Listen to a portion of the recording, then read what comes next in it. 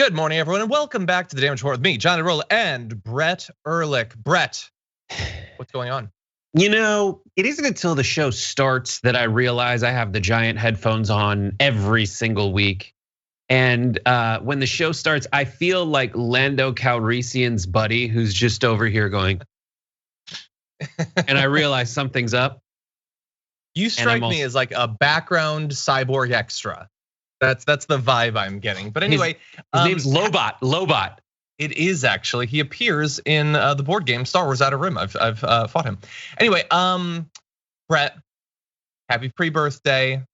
How does it feel not only to be having this birthday, but for vicious misinformation to have now spread amongst our audience about it? My actual birthday was on Tuesday. My birthday party's this weekend. John's coming. That's when it actually matters. That's when it happens. That's what it felt like as I was like working during the State of the Union and like monitoring things, but also toward the end of it, just like I really need to not hover as much. So that's what I did.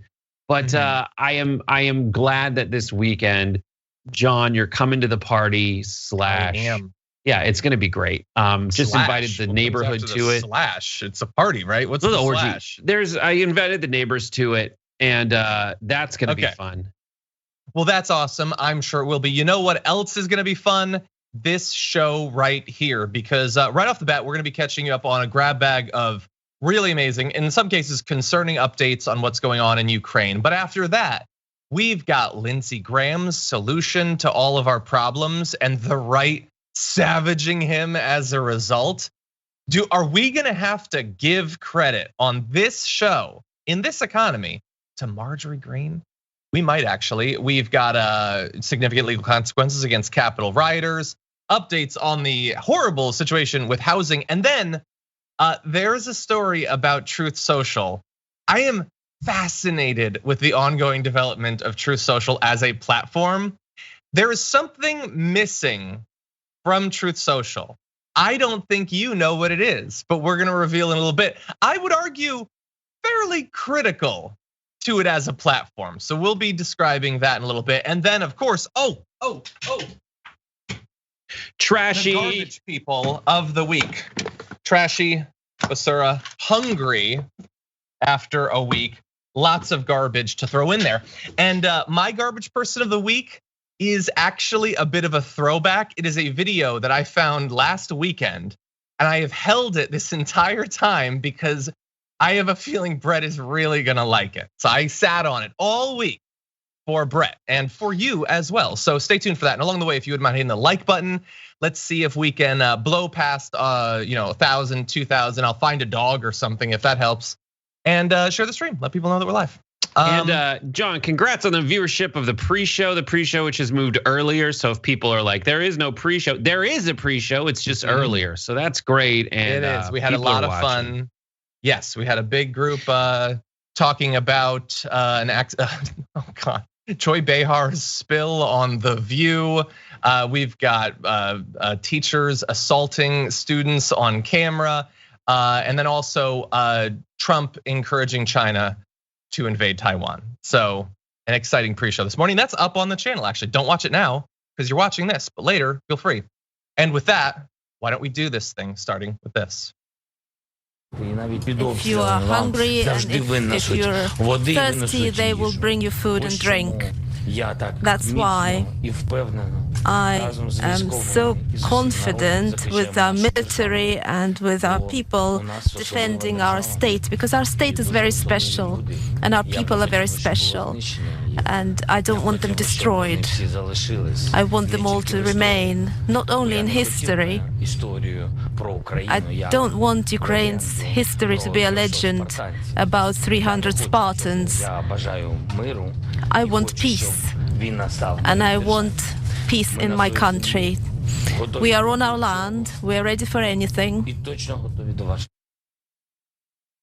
So that is among the latest public statements from Ukrainian President Volodymyr Zelensky, not only inspiring the fighters in Ukraine, but also, again, reassuring the civilians that there will be aid for them. And also, I think it's a very good reference there to the Spartans, because there's a lot of international attention on what's going on right now. But I think there's also perhaps a readiness to sort of divorce our feelings about it from the day-to-day reality, that we start to see it through other lenses of history or geopolitical like machinations. No, he's not just interested in what we take away from this. He is interested in the experience of the soldiers and civilians that are dying literally as Brett and I record this. And so I'm glad that he is focusing people's attention on that. We have a lot of developments coming out of Ukraine that we're gonna jump into in 1 minute. But Brett, what did you make of the president's statement? It's tough. It is.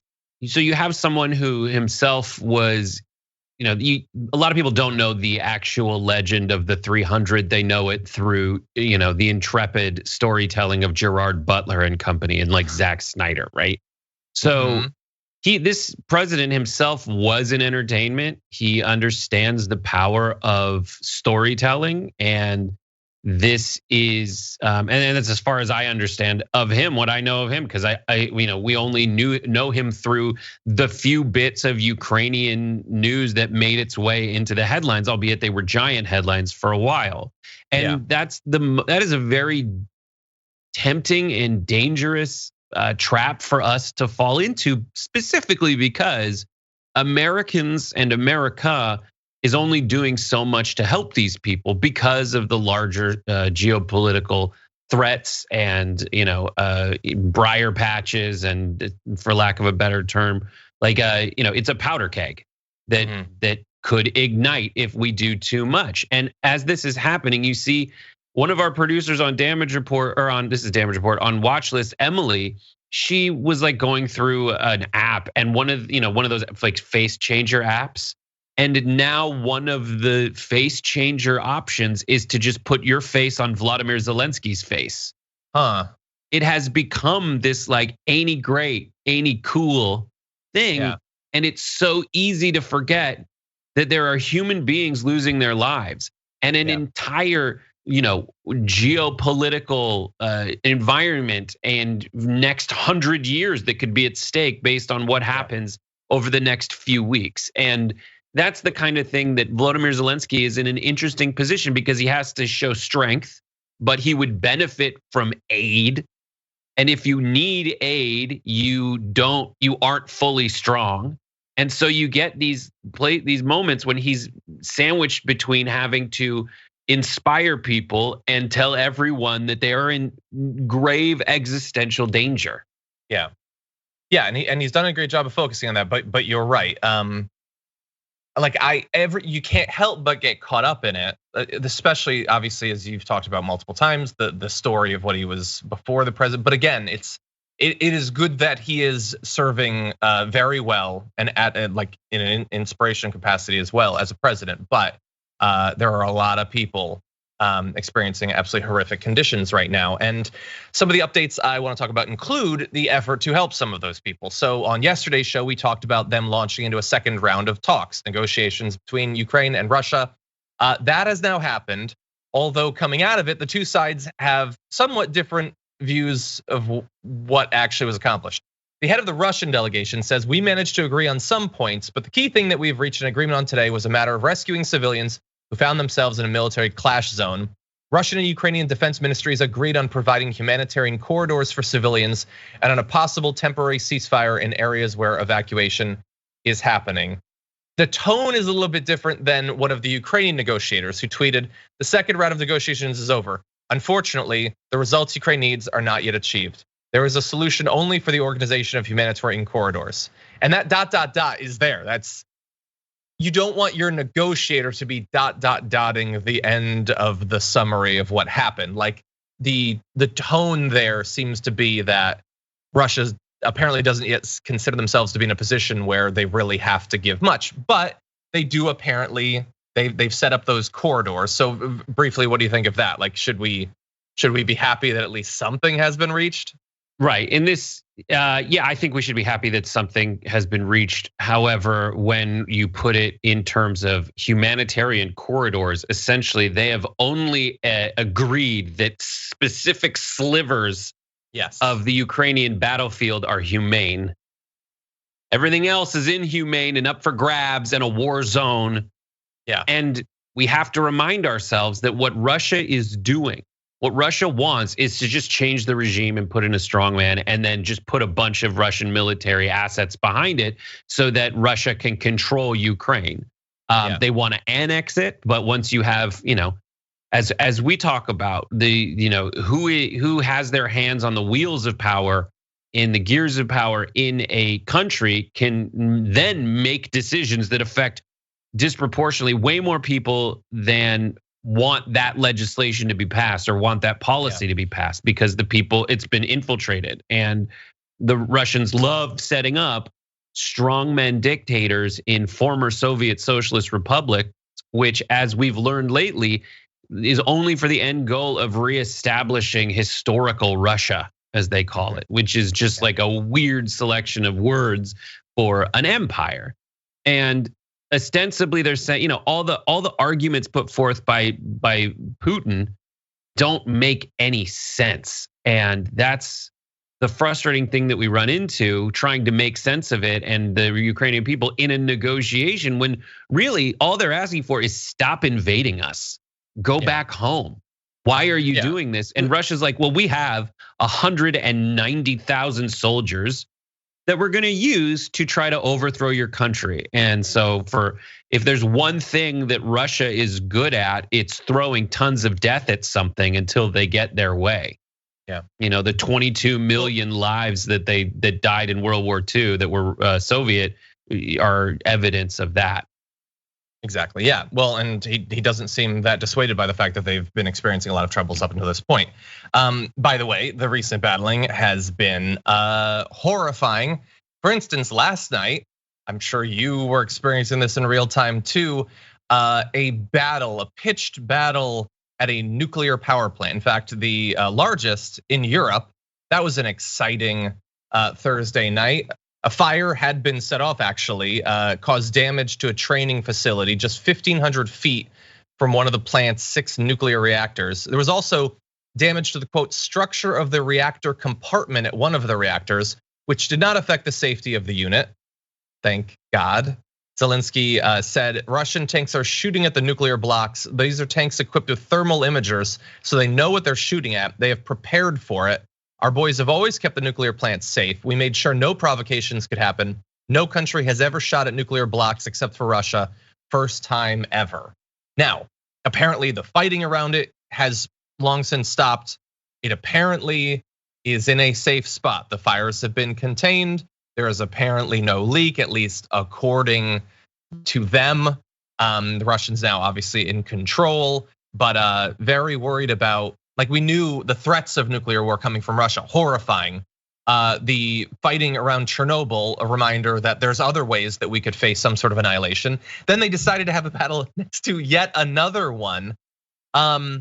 I think if we could just back off from all the nuclear stuff for a little while during this conflict, I think a lot of people in and outside of Ukraine would really appreciate that.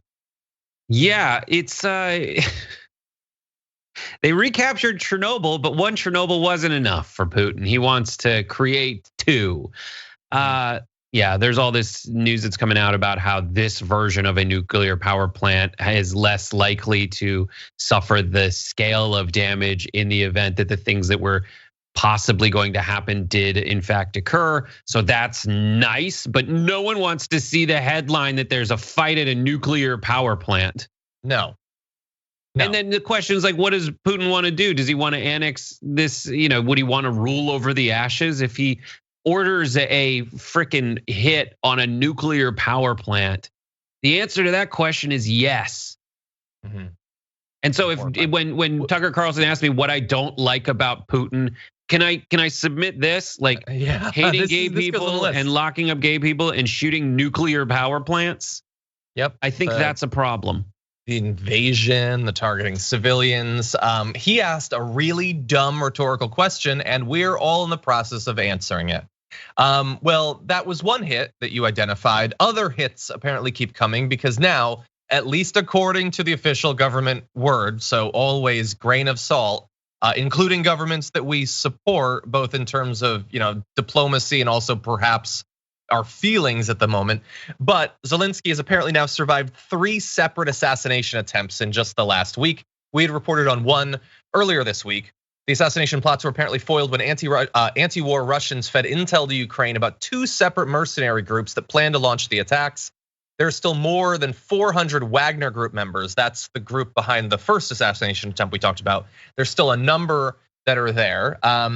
They apparently infiltrated Ukraine with a kill list of 24 officials whose deaths would cause chaos in the Ukrainian government. So obviously every day scared, not only for the ongoing violence, but the specific targeting of the government via airstrikes as well as these mercenary groups.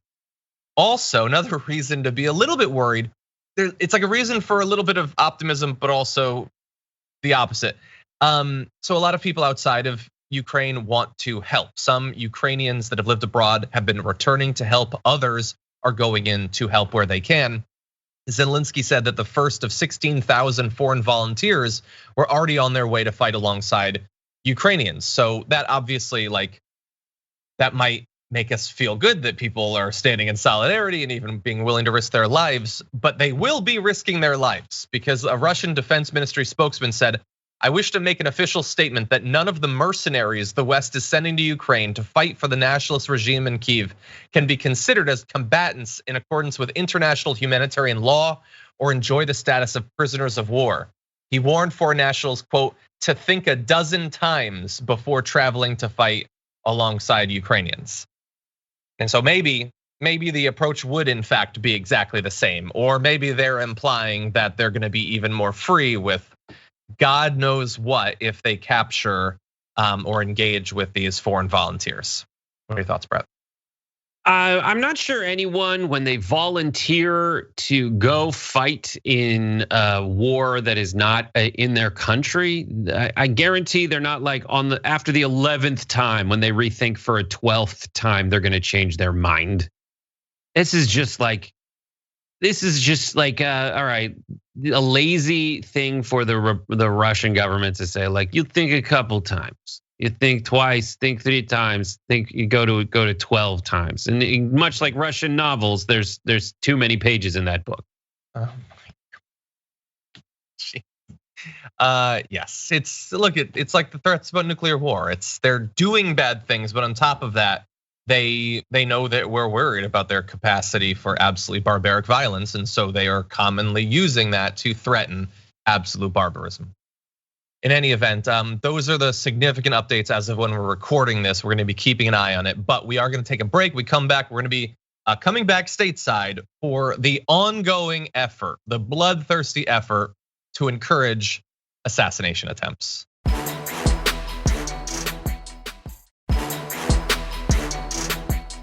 Okay, everybody, more news to get to. Hold on to your butts as we launch into this. How does this end? Somebody in Russia has to step up to the plate. Is there Brutus in Russia? Is there a more successful Colonel Stauffenberg in the Russian military? The only way this ends, my friend, is for somebody in Russia to take this guy out. You would be doing your country a great service and the world a great service. Okay, so in case you're just listening on the podcast or something, that is a sitting U.S. Senator, Lindsey Graham, advocating for anyone in Russia to assassinate their leader. And look, I know that sometimes when you're doing live commentary on a show like that, your thoughts can get away from you. So let's be clear, that was not just a slip up. He'd obviously thought about it beforehand, but he liked what he said so much that he then went to Twitter and tweeted effectively the entire thing that he'd said. You can see it here. The only way this ends is for someone in Russia to take this guy out. You'd be doing your country and the world a great service. So he loved this thing, Brett, advocating for assassination, which generally as a people, we consider to be a bad thing. Is assassinations. Actually, the most shocking thing is that what was the curse word? I watched that video. I didn't notice he cursed. Like wait for this stuff. I'm not sure. This is S for this S to end. Thank you, Marissa, for this S. He pulled a Jordan to end. He's trying to be fun. That's what's so weird about it. Like the best he started and almost dropped it. Like Is that how Lindsey Graham talks? Because if so, that is the most incongruous set of characteristics for an individual to have. And in terms of whether it got away from him and as he was getting fired up, he didn't sound fired up. He sounded the exact level of smarminess that an overcalculating sycophant / Brutus himself, depending on who you think he is within the Republican Party, that is exactly the kind of thing Lindsey Graham wakes up in the morning and say, you know what I'm gonna do, and I get on Sanity show today. I'm gonna say I'll kill him. I'm gonna reference this Brutus point. Yeah, well, look, they don't seem to understand. If we begin openly calling for and conducting assassinations, that's probably just the end of it, right? No one else would do that. No one has already done that, like Vladimir Putin. That's one of the reasons we don't like him, is the casually assassinating his domestic and international enemies.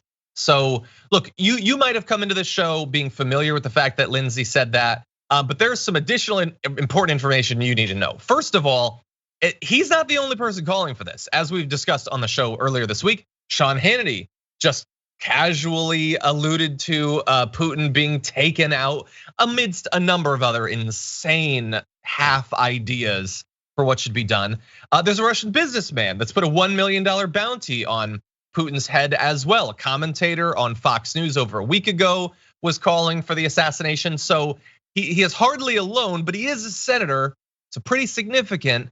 What might surprise you though is that he is being condemned not just like by people like me and by Brett, but by the right wing. I saw Matt Walsh had tweeted against him. And in fact, hardly friend of the show, Marjorie Greene tweeted, while we are all praying for peace and for the people of Ukraine, this is irresponsible, dangerous, and unhinged. We need leaders with calm minds and steady wisdom, not bloodthirsty warmongering politicians trying to tweet tough by demanding assassinations. Americans don't want war. Which is not only a condemnation of him, it is also not only the best tweet she's ever sent, it's all of the goodness in her tweets, all in that one tweet. But if you look at Marjorie Taylor Greene and others as advocates of a new world order where Christian theocracy reigns supreme and Christian nationalism reigns supreme, that's what's most disturbing to me about this, is we are absolutely undeniably in a period of realignment because you don't know who's on your side, and people are forming these weird not alliances, but moments in time on various news cycles where all of their conclusions align, even if their motivations do not. Like Marjorie Taylor Greene and others, and like this woman Wwiii, who's over there in the running, the one from Delaware. All these people who are saying don't kill Vladimir Putin are people genuinely concerned with whether we're gonna have a world war, and people that don't think he's half bad. Yeah. And I can't hear from Marjorie Taylor Greene, like, cool, I don't know, you're in this weird position where like, all right, I'll take it from Marjorie Taylor Greene, but like, will she take her own advice instead of popping off with her and Lauren Boebert screaming at President Biden like they're the Real Housewives screaming at a cat? I do not think that she will take her own advice to be a leader with calm mind and steady wisdom. Look, irresponsible, dangerous, and unhinged. Like, I'm sure she's got a T-shirt that just has that inside of like the outline of a wine glass. Like, so again, you could take your own advice. Also, she definitely didn't tweet it herself. That's definitely her team that tweeted it. Maybe she agrees with it. But who's on her team? And I think that's a great point that we showed over. I think we showed over the shoulder the video of the ad in which she is shooting basically the squad and everything it represents, creating a giant explosion. That is the like. Yeah, and that is, and yeah, so in an ad that you can see, there's on the Young Turks YouTube channel about the craziest ads that the Republicans have put out that somehow made it. Like, she is fully taking aim at and shooting and blowing up, which is the opposite of impulse. That is a well-produced, thousands and thousands of dollars put into making that message, and with forethought, and like that's premeditated murder, so to speak. By the way, I think we've been pretty clear about what we think about Lindsey Graham and also assassinations. By the way, we just finished talking about the assassination attempts against Zelensky. Aren't they horrible? Aren't we horrified by that? Shouldn't we be horrified? Anyway, what you might not know is that in addition to that first tweet that Lindsey Graham sent out, sort of summarizing what he'd said on Fox News, he went on to say this: the only people who can fix this are the Russian people. Easy to say, hard to do. Unless you want to live in darkness for the rest of your life, be isolated from the rest of the world in abject poverty, and live in darkness, you need to step up to the plate. Like, I understand that not everyone can follow what happens in every other country. I can only put a certain percentage of my focus on it. But you have to have some serious news blinders on for many years to not get what people in Russia have been trying to do to reform and save their country. Like there are the movement that you're saying, well, you should consider doing something. It very much exists. It has been harshly cracked down on in many different ways, both police and legislation. They've put up candidates, they put up leaders who have routinely been imprisoned or assassinated or had assassination attempts against them multiple times. Like the idea that like they've really been slacking off in Russia and just allowing this to go by is insanely ahistoric. And what do you think the Russian people are gonna do? A, see that tweet? No, it's not for them. Or B, go like, listen, was not really going to go along with Lindsey Graham until he put it in terms of stepping up to the plate, which is a metaphor for that great Russian pastime, baseball. God, Lindsey Graham. At least we can all agree. Almost everyone can agree now that Lindsey Graham is the absolute worst.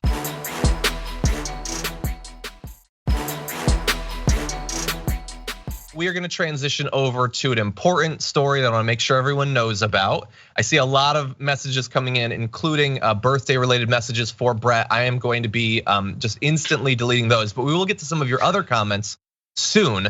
First, though, let's jump into this story.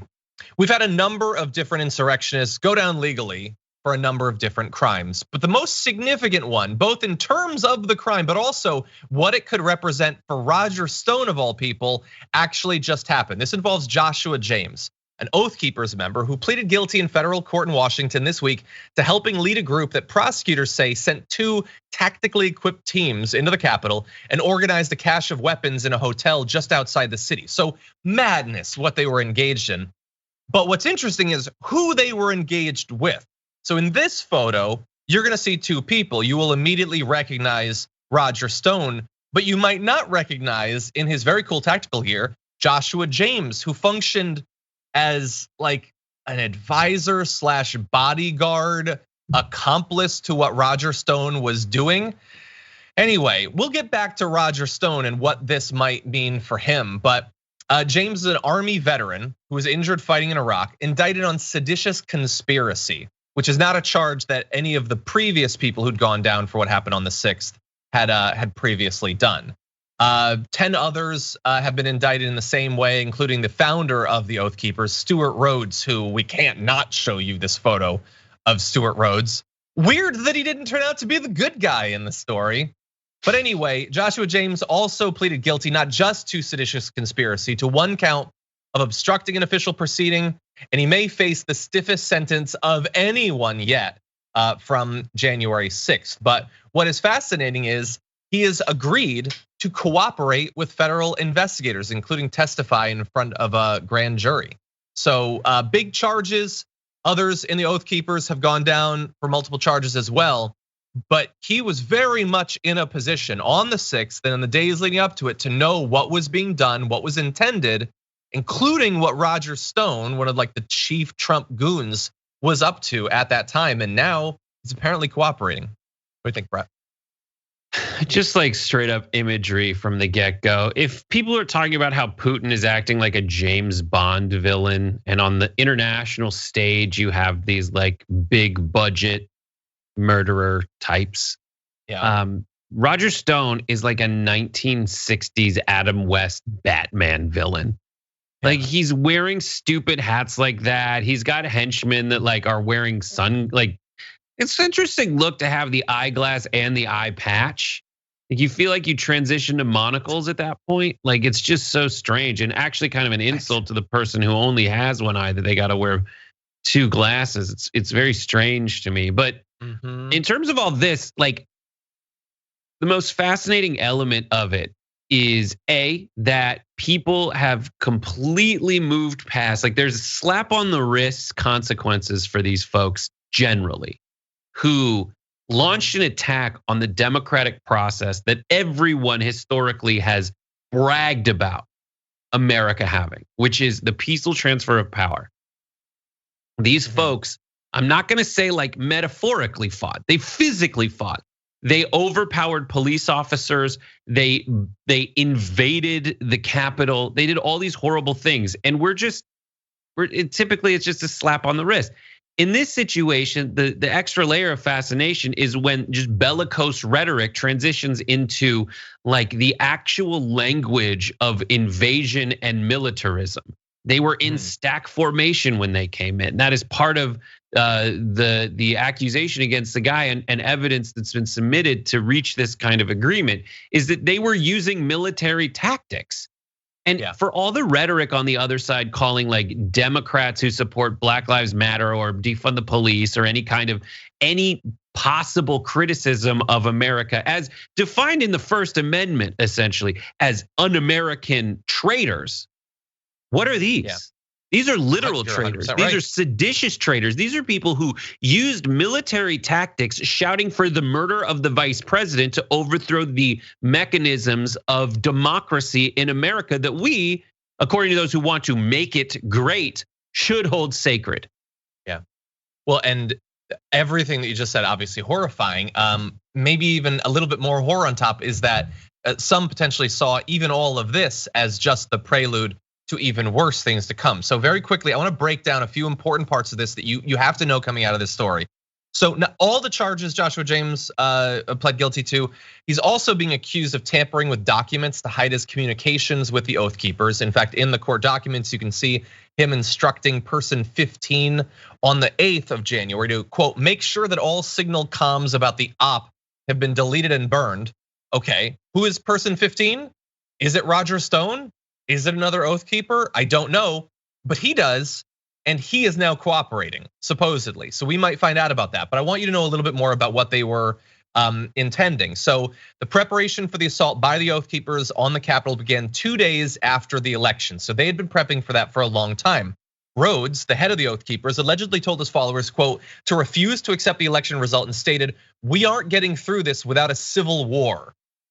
Now, I do not think that he meant like a riot at the Capitol. That seems broader. Now, there's 2 months of communications in the indictment between him, Rhodes, and other Oath Keepers, including James, in which, quote, Rhodes outlined a plan to stop the lawful transfer of presidential power, including preparations for the use of force.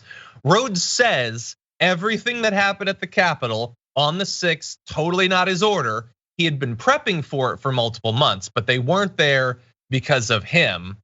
James, in the plea agreement, agreed that Rhodes, quote, instructed him and others to be prepared and called upon to use lethal force if necessary to keep Trump in office. So the head of the Oath Keepers is like, no, this is totally cool. We weren't planning anything.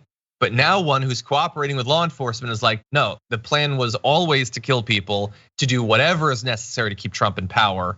So God only knows what will come from this. And especially Roger Stone, he was totally tied in with all those guys. Did he just not know anything about what was going on? He wasn't involved. He certainly wasn't like a medium for communication between them and Donald Trump and his team or anything like that, I'm sure. But maybe we'll find out soon.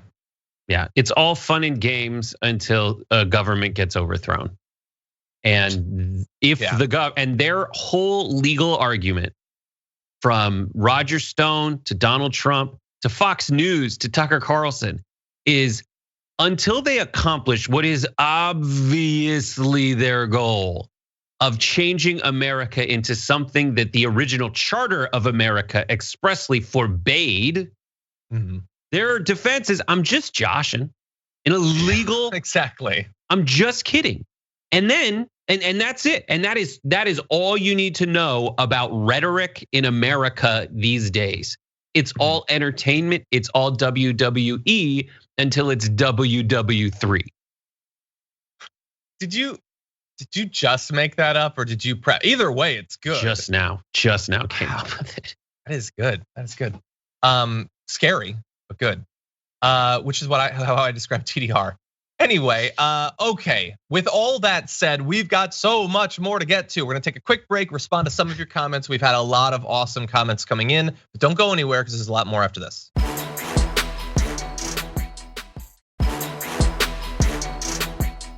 Okay, everybody. Important, if not necessarily the most sexy news, pretty critical for people's economic future. Let's jump into this. That the reason why people are on the streets isn't just some elusive housing or market phenomenon. It's also because we've chosen not to build.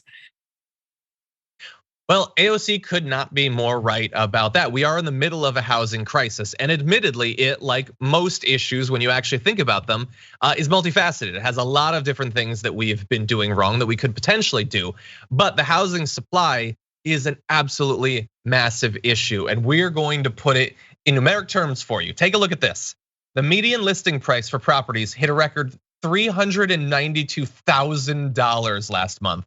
That's according to Realtor.com. That's 13% higher than just 1 year ago, 27% higher from February 2020, right before the initial 3 days of lockdown we had, right before the pandemic hit. Now, that's listing prices. That isn't necessarily what they sell for, but apparently the median home last month sold for almost $364,000. So a close number to that listing price. That is 16% higher than a year earlier. And why is it that the houses are getting so expensive? Well, it's what AOC was saying. We don't have the supply. Right now, there are only about 250,000, that is 250,000 homes currently for sale across the entire country that are considered affordable for households with between 75,000 and 100,000 in annual income. That is a decline from about 3 times as many homes for that same income category before. Bear in mind, a lot of people not in as good economic shape as they were back then. So both sides of this equation have been even more shifted in a bad situation. Let's acknowledge 75,000 to 100,000 in annual income is not nothing. Like, not everybody even makes that. And you have very limited supply, particularly in certain markets. Now, Brett, I know you've experienced this market stuff in the past few years. People thought it might be just a blip, but no, these housing prices are still at historic levels. Yeah, this is for housing, homelessness, all the issues that are going to be talked about in this category are among the more difficult ones to solve because, you have to convince people in various neighborhoods to change what their neighborhood looks like. And so they just don't want to. And a lot of these people that would have to abide by various zoning laws and all kinds of things, they put their entire life savings into it. Yeah. And so the alternative to that is left in the hands of giant developers. And those giant developers are going to do what? What would they rather do? Would they rather take all that capital and invest it in these giant forward-looking, like the same they extrapolate their financial situation out as long as a lumber company does regrowing a forest. Like, that is how long out in advance they look at it. What would they rather do? Build these things and rent them out, or build these houses and sell them? Well, frequently, if they're looking that far into the future in a volatile housing market, they're going to build it and then rent it out. So that reduces volume. So much pressure is on reducing the available volume of houses. And for a year straight, pretty much, they've been saying this is all going to be okay. We're kind of past it, but no one really knows. And all of these initiatives are going to always get fought by local city councils if they come from a top-down situation, because no city council is going to want to change the look of their community. And they're gonna get fought by, they're gonna be fought by a lot of different people. Yeah, I mean, that reminder, we have the situation that Dave Chappelle sort of, from being involved, elevated to a national level. That's sort of what we're talking about here. I don't know, like you're totally right. It is incredibly complex. That's why it's good that we have some politicians like AOC, who previously has put forward a comprehensive housing plan. Of course, we live in a time where the Democrats have decided they're not going to pass literally anything, so that's awesome. But we need to get more homes out to drive down the price. the price of new construction is higher too because of supply chain problems. Like literally just wood is more expensive in addition to other supplies too. So that's an issue, but like a lot of people might not be in the process of trying to buy a home or even thinking about it soon, which is part of the problem is that they've been sort of raised to not believe that that's an option. I want to remind everyone, it wasn't like a month before the pandemic, everyone was just routinely turning to their friend and saying, isn't it easy to get a home these days? Isn't like the American dream having the home and the picket fence, isn't that so achievable right now? We already were making jokes about how difficult it was. It's 26% harder now, and that's just on the supply end. If you've lost your job, if you've lost your savings during the pandemic, it's even more difficult. And this isn't a thing that a lot of national politicians are talking about. I don't understand it. It's one of the most core economic things for millions of Americans, and it's largely going undiscussed, let alone unsolved. Final thoughts, Brett? Final thoughts is the other thing that'll happen is people find loopholes to get around these new initiatives. And I don't know, it's creating some fascinating changes in what America looks like. And also the single family home is not actually the solution to the housing crisis, the dual zone lot. And in California, and I don't know if it's Southern California or Los Angeles or the entire state, you're just not allowed to build another new single family home. Yes. So there will be no house with a picket fence. It'll be a triplex with a picket fence and the homeowners association, for better or for worse. And then the other effect is you'll have people that own homes that they bought for very little in a previous housing environment in more densely populated areas in places like California and New York who will sell them and then move to less densely populated places. Those are typically folks who can afford to do so because they do have remote work and more flexibility. They're not tied to a specific industry in their region. They'll go and raise the housing prices in that other region, and another upward effect, pressure on the housing market will be foreign investors, large venture capital companies that are looking to transform from an ownership to a rental economy. Definitely, yeah, that's one of the huge pressures on this. And thankfully, at least here at TYT, we've been talking about that a lot for years now. I do want to also remind you that AOC is not just talking about housing there and the issues of the housing supply. She's talking about how that pressure, the inability to afford homes and rent, drives people onto the streets. Well, here in California, they've got a big problem to solve. How are they going about it? Well, Governor Gavin Newsom has proposed a court program that would force unhoused people with severe mental illnesses and addiction disorders into treatment. The plan would create a so-called care court, requiring people with serious mental health challenges such as schizophrenia to accept treatment while also mandating the counties provide services. So that the ending, not so bad. Providing services. Certainly the funding should be there because we've had multiple ballot initiatives to generate money here in California. If the people in this care court do not go through the forced treatment, they can be placed into conservatorships, which we are all, as was pointed out in our production meeting, we're all experts on that now, thanks to Britney Spears. So no more need be said. As of January 2020, by the way, here in California, there were 150,000 people considered to be homeless. That was January 2020. I'm gonna guess that the number will be higher now rather than lower as a result of the pandemic and economic crisis that we've been through. So super brief thoughts, Brett?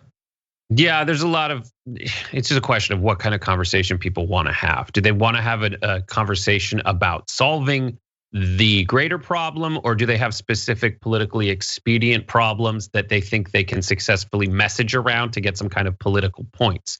Frequently, ideally, the pressure that would result in a political win has its roots in solving a problem that would make the world better. But care courts are an attempt to get people to get treatment, but you can't will that into effectiveness. It ends up just being a way to get people off the street so that folks who otherwise are more accepted in society can have a better walk to the grocery store, which is a valid concern, but you still don't find an effective result by forcing people to get treatment. Statistically, it just doesn't work out if you force them. And that's a problem. I wish you could force people to get better, but we still need to find a solution, and we haven't. Yeah.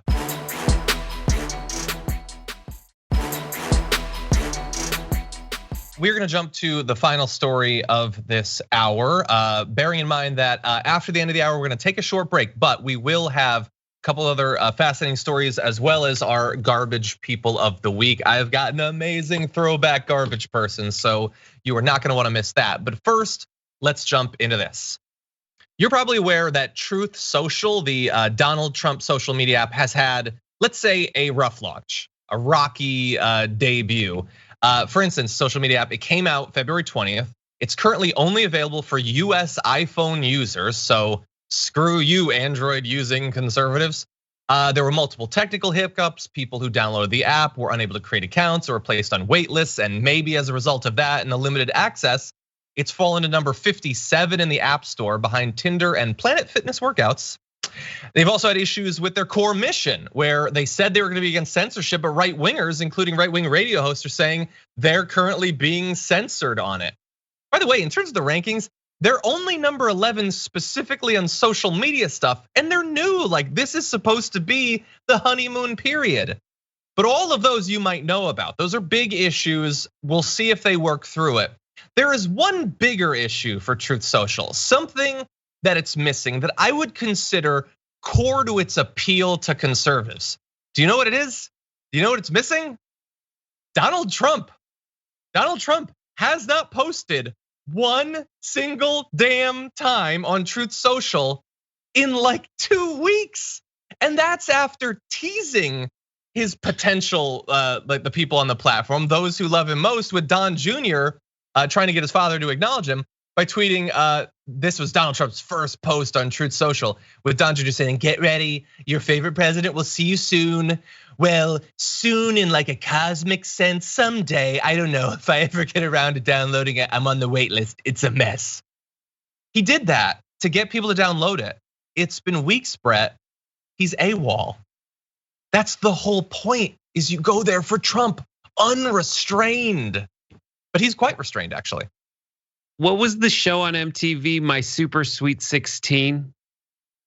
That's a show? I don't know. So there's a show on MTV about rich, snobby kids whose parents sink thousands and thousands, hundreds of thousands of dollars into throwing an elaborate party. And the kid's like, this is gonna be great. It's my Super Sweet 16. It's gonna be awesome. But then the kid shows up and is like, what is this disaster? That's Donald Trump. He convinced everyone to throw millions of dollars into this thing, and people are coming to the party and he thinks it's stupid. Otherwise, he'd be all over it. It's not cool enough for him. So why should it be cool enough for you? And worse, you probably donated to some endeavor that resulted in them having the money to make this thing. Yeah. And you're the person there. He thinks you suck. If you're on Truth Social, you are a freaking idiot, because Donald Trump thinks that you're not cool enough for him to show up and even send one of those perfunctory, like, this is neat, what are we up to? Share your status tweet. Hello world tweets. Yeah, no, he's not even, you're 100% right. And we might have the numbers to back up your theory. He had fewer than 80,000 followers as of Wednesday of this week, according to Axios. On Twitter, he had close to 90 million followers before his account was suspended.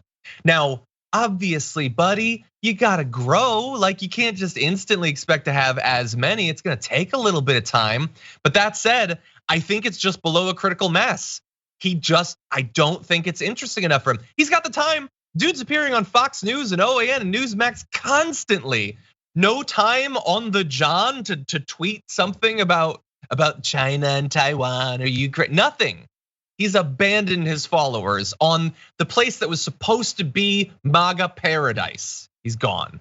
And I'll tell you probably a reason. Those follower counts on Truth Social and Getter and all those, the number that is next to your name in terms of how many followers you have is actually just importing your Twitter follower number. I know, it's so ridiculous. He doesn't have any Twitter followers. So he would have fewer followers on his own platform than literally anyone else. And he probably just doesn't want that to be the case. So embarrassing. So don't go there for Trump, go there for classic liberals or something. Anyway, thank you everyone for joining us for this first hour. There is more coming. Don't go anywhere. Don't go anywhere. More birthday fun after this.